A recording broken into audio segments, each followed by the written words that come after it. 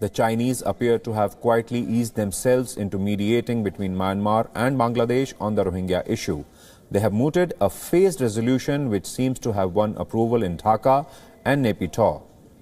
China claims to have persuaded Myanmar and Bangladesh to agree to a phased resolution of the Rohingya crisis. Myanmar and Bangladesh to agree to a phased resolution of the Rohingya crisis.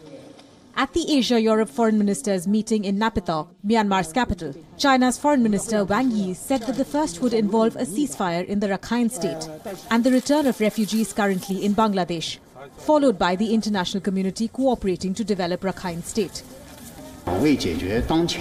Chinese Foreign Minister Wang Yi made some constructive proposals in order to solve the current issue with the Rohingya people and other relevant issues, including the three-phase proposal on the thorough and complete resolution to the Rohingya issue. The proposal got the approval of Bangladesh and on Sunday also by Myanmar.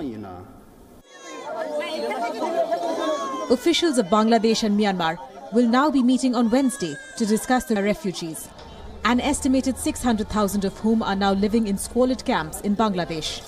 This is why we are going to be having bilateral discussions with your foreign minister tomorrow and the day after. And we hope that this will result in an MOU being signed quickly, which will enable us to start the safe and voluntary return of all those who have gone across the border. But Suu Kyi would not comment on the violence and atrocities in Rakhine state, where the Rohingya live, and of reports of rape of Rohingya women allegedly committed by the Myanmar army. In fact, what she said was at variance with what the European officials said. We must all maintain not having violence. I don't hear of any violence happening at the moment. We can't say whether it has happened or not. As a responsibility of the government, we have to make sure that it won't happen. With regard to assisting both Myanmar and Bangladesh in